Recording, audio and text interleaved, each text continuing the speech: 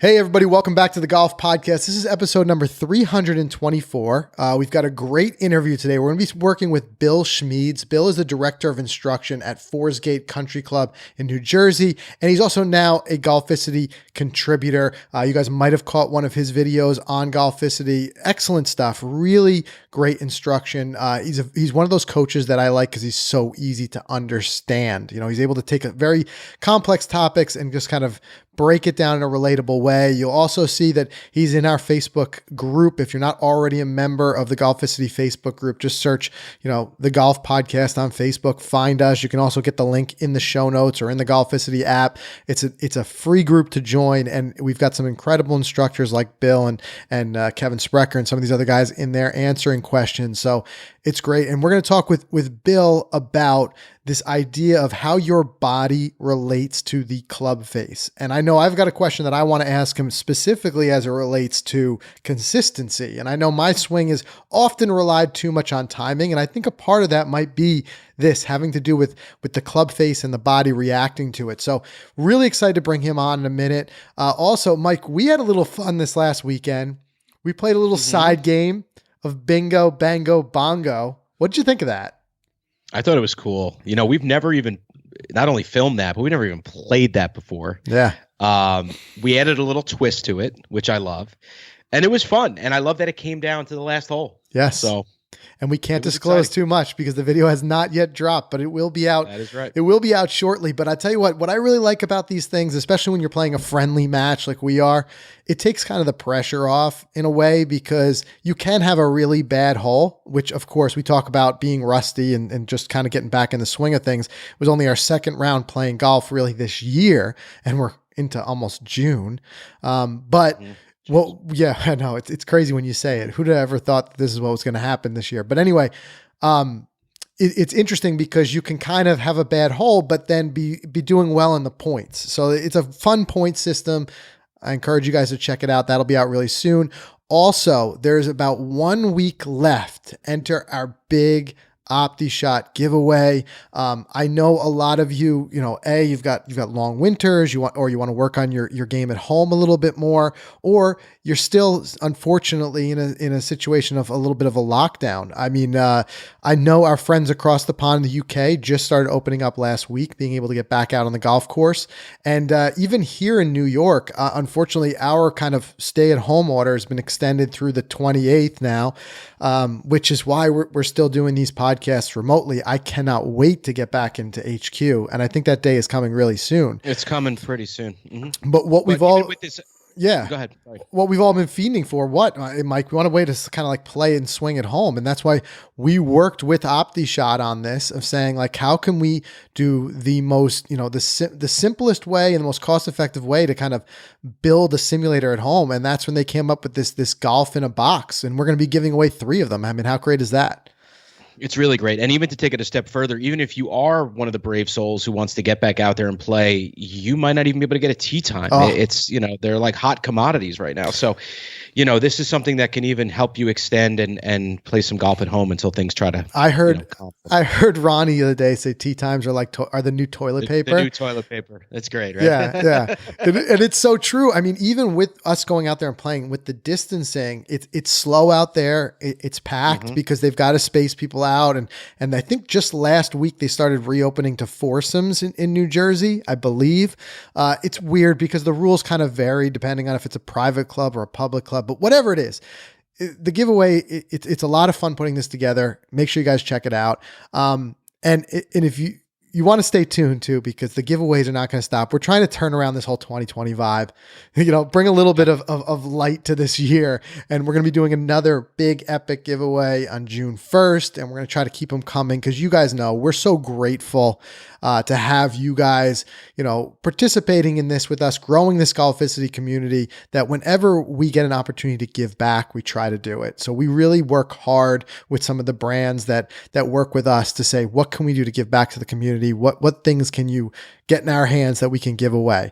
So, we got some more big stuff coming up. Stay tuned for that. I want to dive into this week's Twitter tap-in and just kind of, we had a fun one this week. I want to cover a few things before we bring Bill on the show. Before we do that, of course, we want to thank this week's sponsor, Titleist. for sponsoring this episode. Bob Vokey and his team, they're always trying to outdo themselves. And with the new SM8 wedges, they've really made a giant shift forward.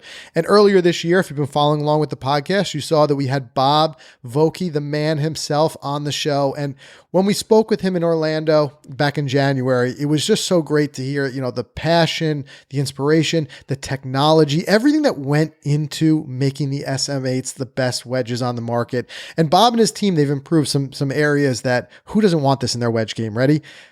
Improved distance and trajectory control, enhanced spin, better grinds, and even a sleeker looking finish. So they're taking a terrific product. Sign me up. Exactly. Mm-hmm. I mean, checking all the boxes. They're taking a terrific product. We've really loved the SM7s, and now we're going to be making the move to the SM8s. They've taken such a terrific product, and they've just made it better by listening to the feedback of the players who are using them. So visit Vokey.com to up your wedge game in 2020 and try their wedge selector tool. It'll really help you guide you towards the right wedge for your game. Or if you can do it, the best thing you can always do is work with a qualified Vokey fitter. Look for one near you. Check out Vokey.com. Okay, let's do this Twitter tap-in. And again, we say this every week, but if you guys aren't already following us on Twitter, make sure you follow at Golficity. We put these out every Monday and love to get you guys feedback on just different questions that we have in mind, different talking points, things that we want to talk about in the golf game. And this was a fun one. This week we said, what is one golf course that you absolutely need to play before you die? And I see, Mike, you weighed in here. I went in right on the top, something that'll make you smile. That's for sure. Yes. The Ocean Course of Kiowa, the one that Frank's got over me, and a little bit of jealousy there. But here's a course that I have seen growing up, played on video games, similar to the old course, like Pebble Beach. But for me, it's always had that crave. I need to play it because of all the reasons why you loved it. On the water, South Carolina living like that. I got to get down there and play it. That trumps for me Pebble, for some reason. I don't know. It's that East Coast Pebble. Yeah. And look, here you go. Look, I just found this on my desk. There it is. There she is. There she is. Yeah, that was a terrific experience. And I love reliving it. Honestly, I've gone back and rewatched some of our videos from last year during these last couple of months at home just to kind of get a little bit of that feeling back of what it's been like back out there. But we will be traveling again soon. I'm sure there's no way you and I are not going to play, the ocean together at some point. So we certainly will. Here's a good one. At Philly Golfers says Pine Valley for sure, going in hard with like the hardest golf course to get out there. Right. Surprisingly, your friend and a person who's been on the show before has played it many, many times. Hard to believe. That's right. Greg Angelillo. Well, when you're a scratch golfer and the 2-time club champion at Baltusrol, you got a buddy who's a member there, they're always going to call you to play the member guest. Right. Always. Right. So that's what he's getting. He get 9 years in a row. He gets the call and he goes. He gets the member guest. I mean, come on. How does it be getting the member guest call for what do you call it? There's perks when you're really good at golf. There's perks. Here's another one I like. Stuck Buck says Tobacco Road, which 100. I mean, we've seen the pictures there and we haven't gotten to play it yet and everything we've heard. And it was already on our radar originally when we started to book the Pinehurst trip, which has gotten kind of rescheduled and reshifted. The original Pinehurst trip, we were working every way we could to try to work in Tobacco Road as well. And we were not too late. Well, we were close to making it happen, but we're playing so much golf, 36 a day. It just, because there's so much golf right at Pinehurst. We're like, we're going to have to make this into another trip. But when a lot of you had heard we were playing at Pinehurst, a lot of the DMs are coming through. Like, you got to play Tobacco Road too. I'm just saying, I booked that flight home a little later in the day that Sunday. I'm just saying, that 6:50 tee time at Tobacco looks good. Yeah. Well, you're also, the last time we had this conversation, Mike, when you added a course last minute, right before our flight, our Uber ended up driving across the median in the grass to try to get us to catch our plane. So they were closing the door. God bless that Uber driver going the extra mile, literally. Let's see. Ed D'Souza, good friend of the show. He says everything that's part of Sand Valley Golf. Another one I've heard great things. Another beautiful thing. Sprecher with Augusta, obvious. Love it. Yes, we see a lot of Augustas thrown in there. Of course, everybody would want to play if you ever had the opportunity. Nolan Selby says TPC Scottsdale because of the good vibes there. Yeah, for sure. Scottsdale would be great. I think that would be a dream trip for us to take sometime in those January, February months where nothing's going on here. And it's just perfect out there in Arizona. It's just such a spot for it. I honestly, one of my goals with Golficity is to check off the TPC list at some point. There you go. There's so many great TPCs. Too many beautiful courses. Yeah. So, and I believe they're playing the Northern Trust at TPC Boston. So if we get up there for media day in the fall, we can maybe start with would that be our first TPC? No, we played River Highlands. Yes, and that's one that we would think we should play, but I don't know if media for 2020. I don't know if media is going to be the same as it was. I think once these PGA Tour events start resuming, we're going to see limited media events and just trying to do what they can to play them. But one that comes up a lot is Pebble. Which reminds me back when you first made the call. Remember you called over there to see what it really cost to play Pebble and the astonishing numbers. It was ridiculous. It was, thousands. Yeah. Right. Because you got to stay there. Right. Right. And I think certain ones you do have to stay there as well. Like you have to. I think there's a higher rate if you don't stay there. I'm not sure what the details are on it. But even at these incredibly high rates, weren't they booked out like a full year? Yeah, they were. They book out fast. I think you made that call. Now, obviously, everything got shifted after COVID, but pre-COVID, you made that call. I think it was January we were doing this. Made it in January. And it was booked till October.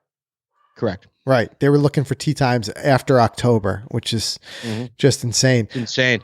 Matt Savage, the old course. There's one we can cross off our list. I'm glad that we got a chance to play that. And hey, listen, I'm sure we might have the chance to play it again, and I would love to play it again. That's for sure. Yeah. Look, if you get the opportunity to put that trip together, it's still not only the old course, but what surprised me when we went out there to St. Andrews is how much great golf is right there.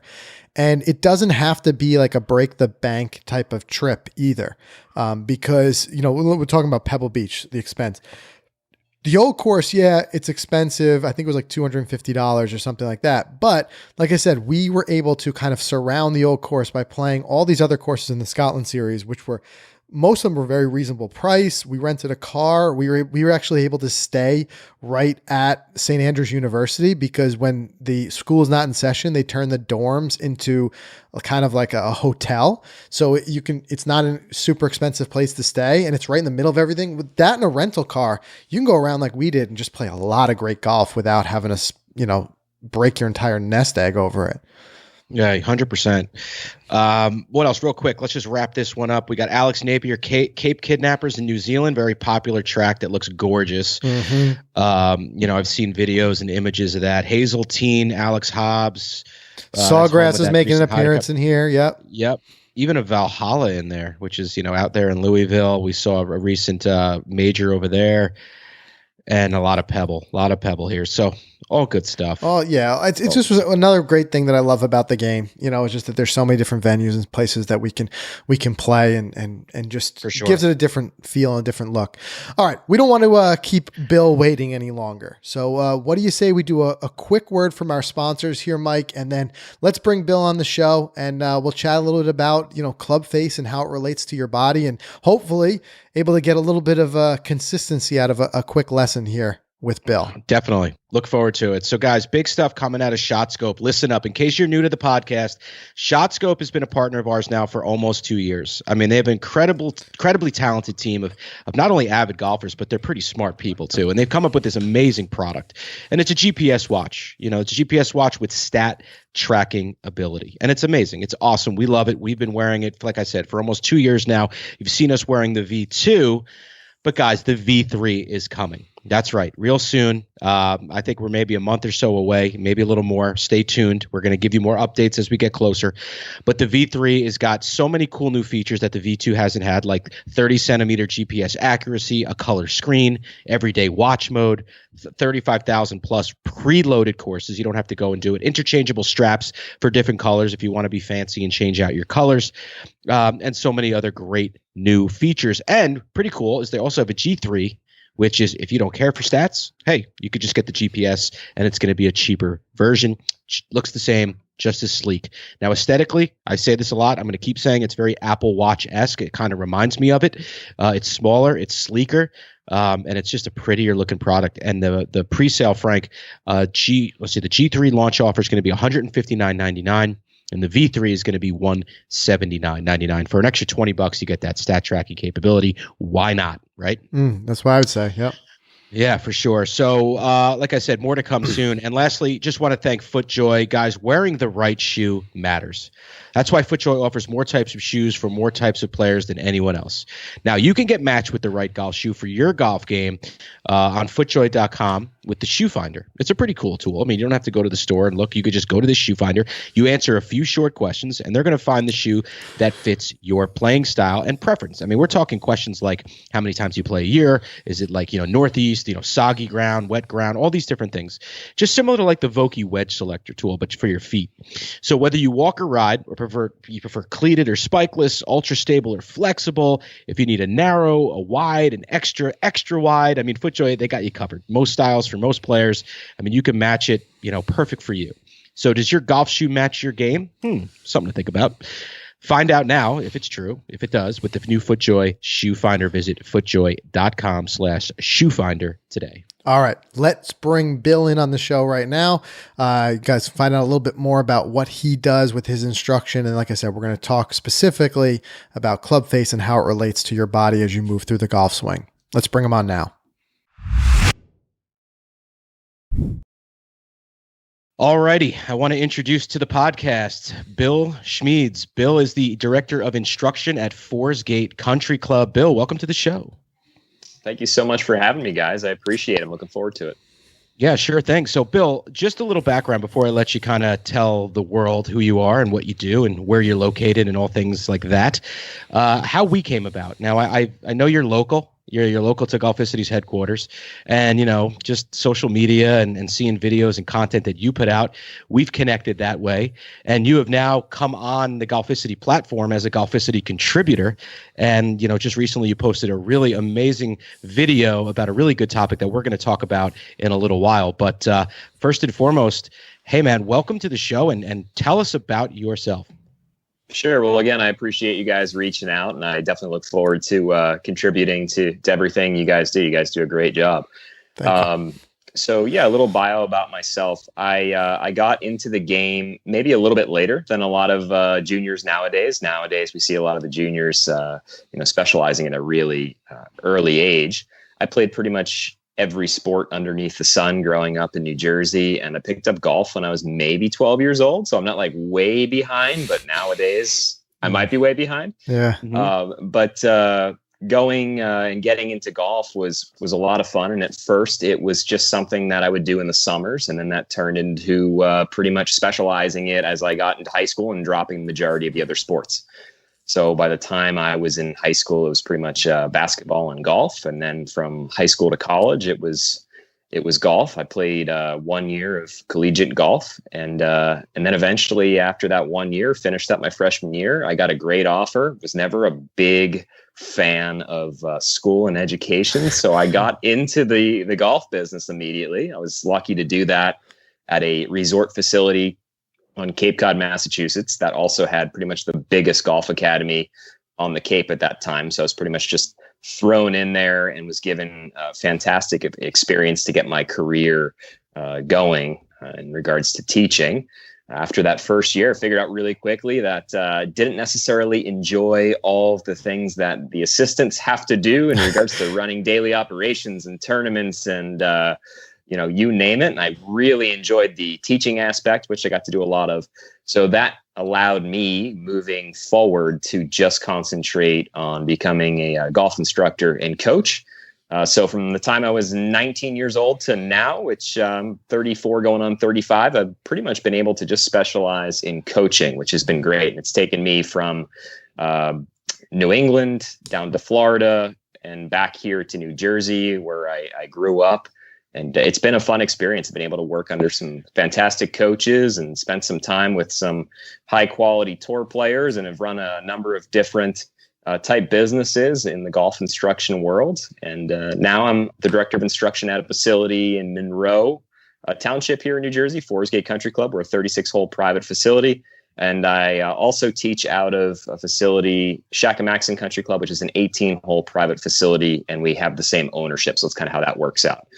So I stay nice and busy in the seasons here. Yeah, it seems like it. And the Cape Cod experience, just gotta ask, was that Ocean Edge Resort?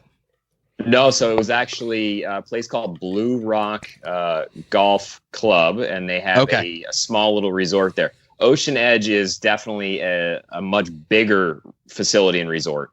Got it. But yeah, that's maybe 2 towns over from Blue Rock where I started. Ocean Edge is in, I think, Harwich or Brewster, and sure. Blue Rock is Yarmouth, so kind of centralized.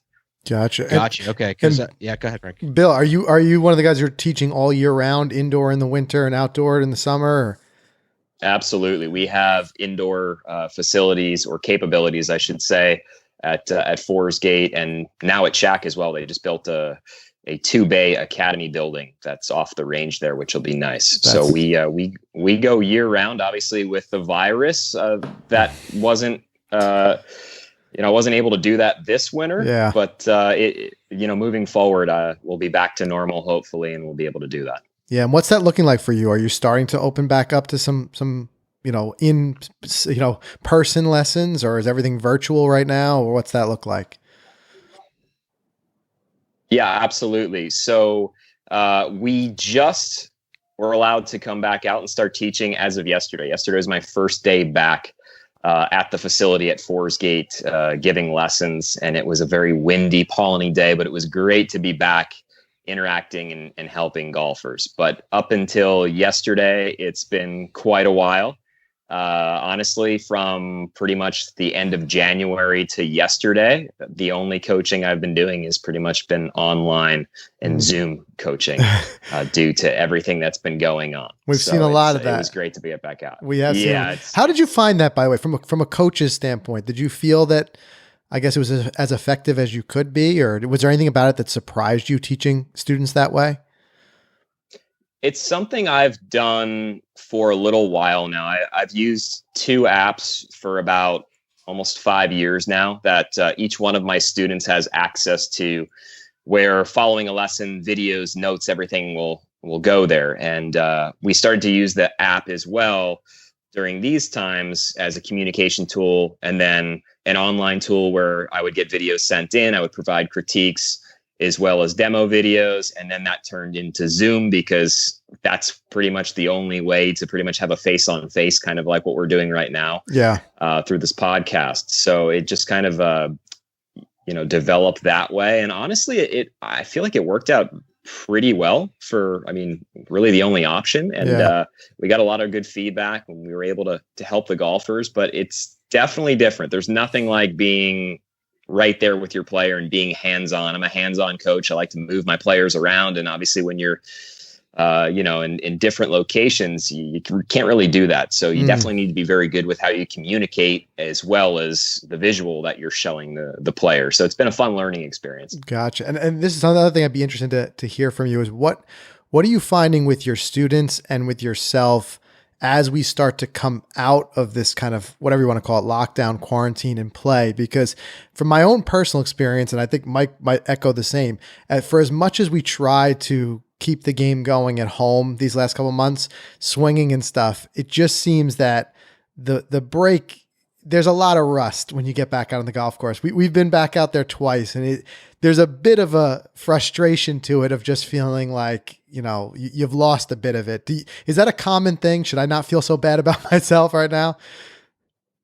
Of course, it's a common thing. I mean, even if you look at the, I don't know if you guys watched the golf special on Sunday, the tailor-made, whatever the event was with everyone there. I mean, you saw some of those guys had a fair amount of rust too, and they're still working on their games, just not as much as they normally would during a tour season. So yeah, absolutely. I mean, it's, for coming out of the winter time, right? We're up in the Northeast, the weather is not in our favor. Right. And then coupling that with not having the ability to even get out and go to a standalone range or a facility to hit golf balls or, play a couple holes here and there. It's very difficult. Everyone has some rust, and the majority of golfers out there too don't necessarily understand maybe what their faults might be or how to efficiently practice them, which is another thing, added to that, which allows, golfers to struggle maybe for the first couple times out. And then once they can kind of get in a groove and they get more reps in, they can start to figure that out. But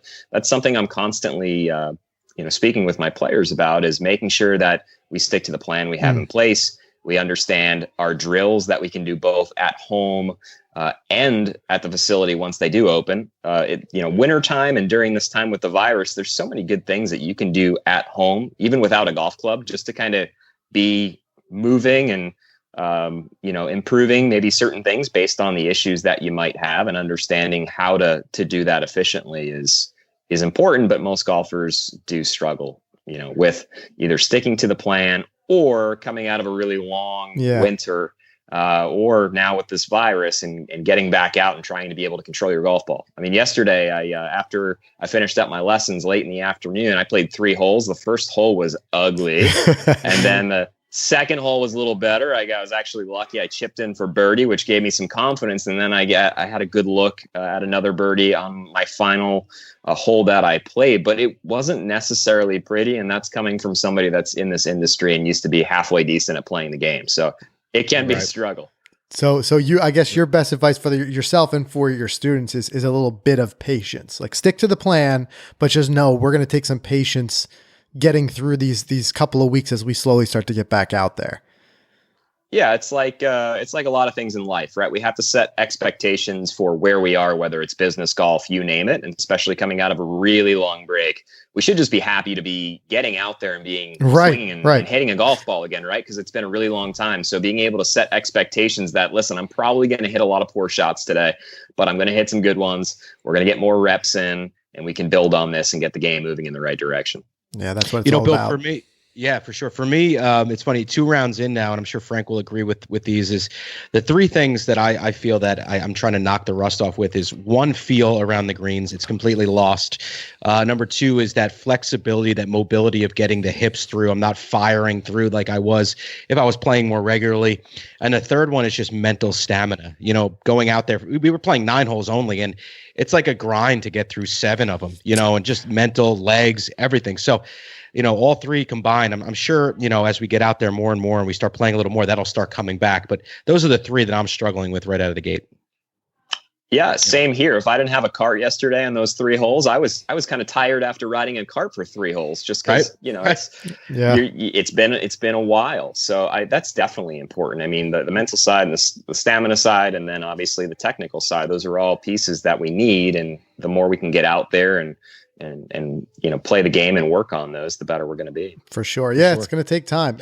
And Bill, as Mike was saying earlier, we're really excited to have you, on the platform with Golficity and bringing some of your knowledge to the platform, in the place of being a contributor. And you had already posted something, an excellent instructional video that I want to dive into a little bit. I know some of this lends itself to more of a visual medium where it would be able to see it. It kind of helps the explanation, and we will link to in the show notes the video itself. But you talk about being an open-faced player versus being a closed-faced player. And I want you just to give us kind of like a little bit of a elevator speech, so to speak, on what the differences are. And then in a second, I want to dive into one big takeaway that I had from it. And what I really liked about your teaching there is you didn't seem to point us in direction of saying one was right and one was wrong.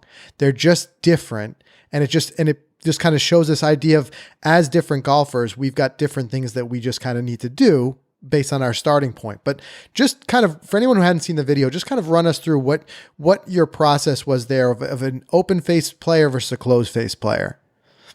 Yeah, sure thing. Before I get into that too, I'll start off by saying, as a golf coach, I'm under the belief that there's a lot of different ways to get it done to see your desired ball flight, because that's pretty much what I do. Everything that I'm going to do with the player in front of me is to help them improve or see a desired ball flight when we're talking about full swing. And that's what that video was speaking upon, was full swing, which we'll get into in a sec. So that's really important, because if a golfer doesn't know what they need to do in order to see a desired ball flight, it's going to be really difficult. And every golfer is different. We're all different shapes, sizes. We have different mobilities. So there's going to be different ways that we're going to have to go about making a change. But as a golf coach, I'm always trying to find, I call it pretty much the cancer of the golf swing. Typically, there's one thing that's having a trickling down effect that's affecting, the rest of your golf swing. So we see a lot of golfers struggling with the impact position, right? Everyone looks at impact and they see the tour players and they say, why can't I do that? Well, typically there's something that's happening well before the impact position that is having an effect on that. So as a golf coach, we're trying to figure out what that is. So the video that I had put out was comparing open face and closed face players. And really what the golfer will always do, and I don't care who you are, is you're going to react to the club face as it's moving around you in space. So you're going to see players that have a face that will get too open to the movement of the golf club or the arc of the golf club. You'll see golfers that will do the opposite and have the club face too close to that arc. And then you'll obviously see some players that actually have the club in a square position. For the video we talked about, just because this is something that the majority of golfers struggle with, was comparing how your body will react to an open face compared to a closed face in the golf swing.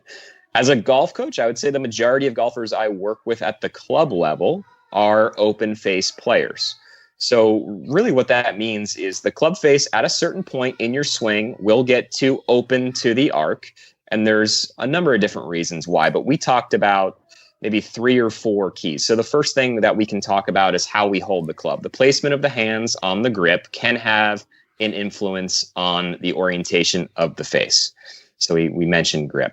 From there, we also mentioned that at shaft parallel in the backswing, so when the shaft is parallel to the ground, if you were to just pause there, how the leading edge of the club face is pointed at that position is another point in which I look at. So sometimes a golfer can have, let's say, a good grip or a standard grip, we'll call it, because there's a number of different ways to hold it based on who you are and what you need to do. But let's say what a neutral or standard grip would be that a lot of people talk about. You can still have that, but if you go to shaft parallel, the club face could be in more of an open or closed position based on how you started the movement. So that's another key that we talked about at that point, was shaft parallel. From there, we talked about the top of the backswing and the orientation of the face. So we talked about wrist conditions. So if the lead or left wrist for the right-handed golfer, let's say, is in, let's say, a straight position. So the pretty much the hand to wrist is in a straight line.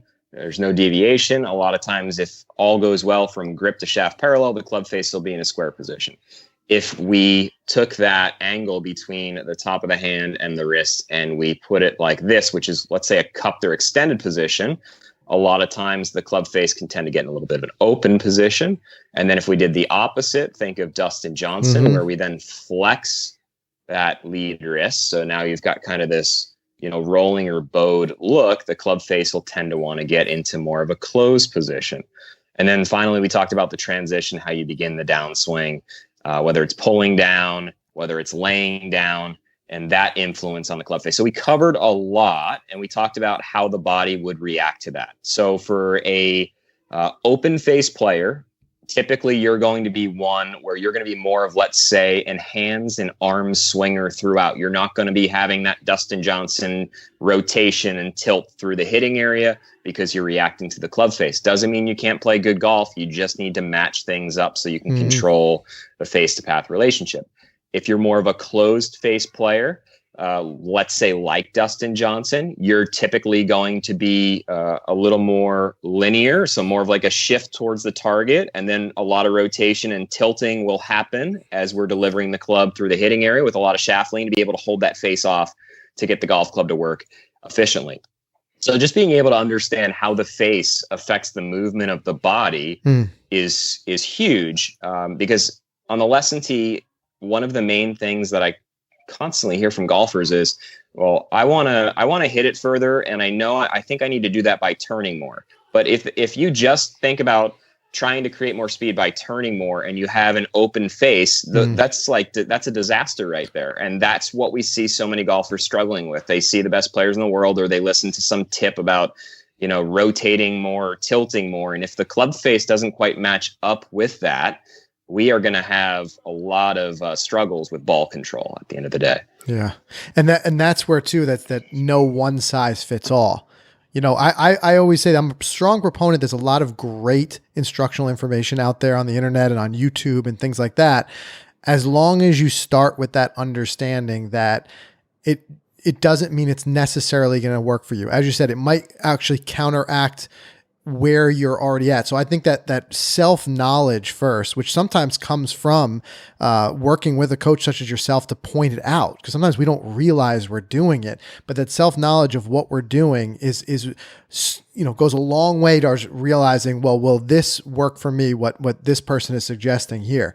But one question that I have too, and it's something that I know I've struggled with for a long time, and a lot of people that I speak with struggle with: consistency. Right. And a big part of consistency that I've found, it seems to be something having to do with relying too much on timing. And I've heard coaches tell me that a little bit before.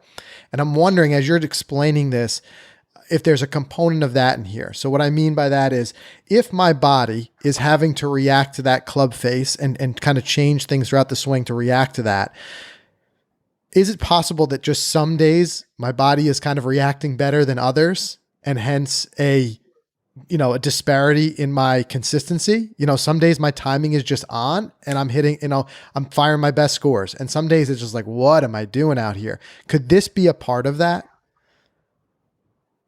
Yeah, 100%. So I'll ask you guys, typically what we hear from the majority of golfers, and you guys will probably be able to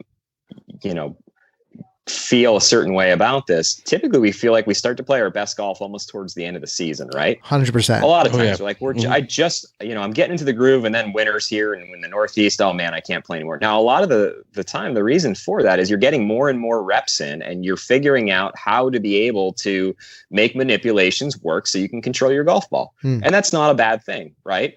So sometimes when we hear golfers come to us and they say they want more consistency, or they don't feel like they're consistent enough, or they feel like, oh, their timing's off, a lot of times it's something in the movement that is being manipulated that gives you a feeling that your timing will be off. I mean, if you're reacting to, let's say, that open club face that we talked about, maybe at the top of your backswing, you're going to do something to begin the downswing in the transition that might give you a feeling that you are, out of tempo, or, you're not connected, or whatever verbiage you might want to use. So we hear that constantly, and to be able to understand what the main issue is in your swing and how to practice it efficiently will start to probably give you a better feel for, let's say, better timing. And then with that, you'll start to maybe feel like you have better ball control. So you might feel like you're a little bit more consistent as well. Yeah. And for me, it's like feeling like the swing is a little bit more simple. I know it's not actually more simple, but a little bit more simple because of that consistency. Like, for example, there's still growing pains with it, but I've seen a little bit of improvement just in the last couple of months at home. I've been working with the PlaneMate, I think it's called. Sure. Whatever. Yeah. So I've been working with that takeaway, and I've been noticing by simplifying my takeaway and putting it on the right spot, just to that point of club parallel even, seems to be setting me up for a better overall swing. So that may play into what you're saying here. And unfortunately, I'm hoping soon we'll get to work together in person and we can actually demonstrate this and see it. But as like I said, you're describing it, I'm wondering if a part of that is by improving that takeaway a little bit, I'm fixing my where my club face is in relation to my body and not having to make as many adjustments. Is my line of thinking correct there, possibly? It certainly can be. And I'm a proponent that if we can improve things, whether it's the takeaway or just strictly the backswing, you're going to have a better chance in the downswing of moving your body and golf club in a way that's going to help you be consistent. If, let's say, the club or the face is out of position in the backswing, you're going to have to try and make up for that in the downswing prior to impact. And that's where a lot of issues happen. So absolutely, it makes a lot of sense. And that sounds, and when you say that, like, make up for that, right now rings that light in my mind of saying, like, that's where that timing is coming in for me, is like, sometimes I make up for it and sometimes I don't. And when I don't, it's a disaster. But as you said, definitely agree with that sentiment that I play better as the season goes on. Of course, the more you do something, and just kind of repeating it here because it's clicking with me. The more I do something, the more I can get that repeatability and that timing on. And then I come out of these long breaks like this and I'm like, the timing is not there. So that's been something I've been working on personally, is just trying to rely less on the timing by understanding better what my body is doing and not fighting against it. And I think what you're saying here about just knowing your relationship with being an open or closed face player sheds a lot of light on that. Absolutely. And Bill, I wanted to give you the opportunity here. I think it's a perfect point. I mean, you've got your own training aid that you've created, the Impact Press. And I know that's about to find its way on Golficity in the form of a review, as we're going to take it in-house and put it through the ringer. But, and we're sorry we missed you at the PGA show. I don't think we knew each other then, but I know you were there and you were promoting the item. So is that a training aid that can help with this, what we're talking about now? Yes, 100%. So the Impact Press has been in the works for about 2.5 or 3 years. It was built on the lesson tee, actually in the middle of a lesson in the club repair room, because I wanted a golfer to exaggerate a movement. So that's where this all started. And then obviously as things go and we improved it, we finally were able to debut the Impact Press at the PGA show in January this year. So that's when we first got it in front of the public, and then we went pretty much into sales the week right after, in first week of February, and it's been doing really well. We've won a number of awards already. And the great thing about it, the great thing about it is it's reactionary, and that's what I'm a big proponent of, is allowing golfers to see something, to be able to be given a very small amount of verbiage and see how they naturally start to move the body and club differently so that they can have a much improved impact position. So the Impact Press actually changes a number of things that happen well before impact to allow for improved impact. The majority of training aids out there, the reason a lot of them don't work or people don't feel like they work is they just solely focus on the position of, let's say, impact, but they're not going to fix what's happening prior to. So if, let's say, you have a XYZ issue in the backswing, you're still going to have that issue. Impact might start to look better, but once you put your normal club in your hand, you're going to go right back to doing the same old thing. You're going to struggle with your ball control. So yeah, it's been a fun experience with the training aid. We're excited about it. We're almost going on 5 months now in business, and we're actually going to have another training aid falling under the Impact Press umbrella coming out at the next year's PGA show. So we're gonna continue to build this thing out to help golfers, because at the end of the day, that's what I love doing. And guys, Bill was being a little humble there when he said won a couple of awards. I see here voted best golf product of 2020. It's something to definitely brag about. And then voted best of the best top 10 golf products. So congratulations out of the gate, Bill. That's great.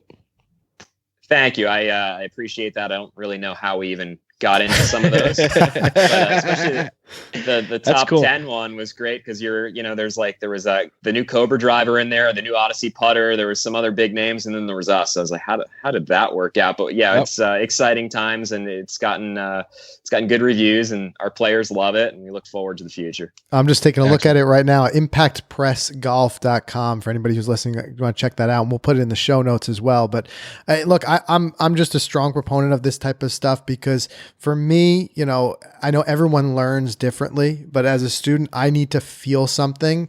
Someone can describe it to me, and I can watch a video of someone else doing it or watch them in person, but sometimes you just need to feel it. And sometimes just that all it takes is, a training aid like this or something that puts you in the right position so your body feels it and it can register. And then it's like, okay, now I get what you mean. I just got to replicate that. So I love what you're doing with the product for sure. Oh, thank you so much. I appreciate that. All right, great. So we appreciate the time. And of course, we look forward to hearing even more from you. Like I said, since it's so great that you're local to us, I know as soon as we're able to start getting back out there more, Mike and I want to come and see you and do some one-on-one work for sure. But tell us as well for our listeners out there, how they can work with you. Are you taking on students right now? If someone's in the local area, can you tell us a little bit more about that? Yeah, right now I've got probably maybe 1 or 2 open spots down the road. Normally my book's pretty full, but for those that want to try to come on over to either Forest Gate or Shakamaxon and get working in the right direction, they can check me out at bs3golf.com. All my information is on the website there in regards to programs and coaching. That would be fantastic. And hopefully now that the ranges here in New Jersey are opening up Friday of this week, we'll be, back to normal. It's been a really long time away from the lesson tee. It has. And yesterday was exciting to get back, and I look forward to the rest of the season. Back at it. I love it. And for anyone who is not local to the area, I think what we'll do is work on getting Bill in our Facebook group for all the listeners out there. And that way, maybe if some of you guys have some questions you want to post to Bill, he can be there to help weigh in and answer some of those questions. I know I'm volunteering you here, Bill, but we would love to have you in the group if we can. I'd love to be part of it. You're there? I think you did make your way in recently. So there we go. I did. One step ahead of me. One step ahead. I love it. Yeah, that's terrific. All right, Bill, again, we appreciate your time today. Like I said, we're very much looking forward to working with you in person, but we appreciate your time. Great, very interesting topic. I'm sure it'll help a lot of our listeners. So we appreciate it. And I'm sure we'll be back with you real soon. Yeah, thanks so much for having me, guys. And I look forward to getting you over to either Forest Gate or Shakamaxon as we start to reopen here. And I look forward to working with you guys in the future. Can't wait. Terrific. Thanks again for coming on the show. Thank you. All right. So great to have Bill on the show. Like I said before, it's just great to have somebody who can make some complex things very understandable.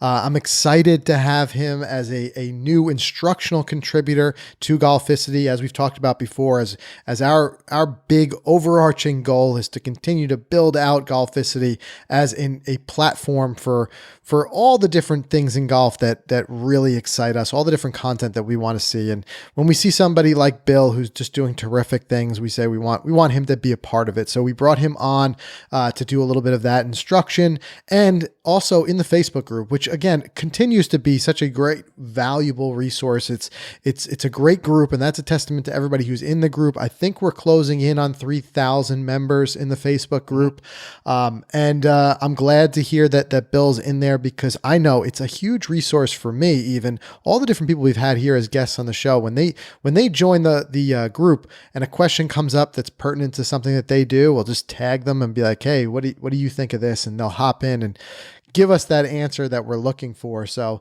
Bill will be in the group. If you're not already in the group, make sure you guys join the free Facebook group. We would love to have you. And I'm excited to see what more to come from Bill on the instruction side of things.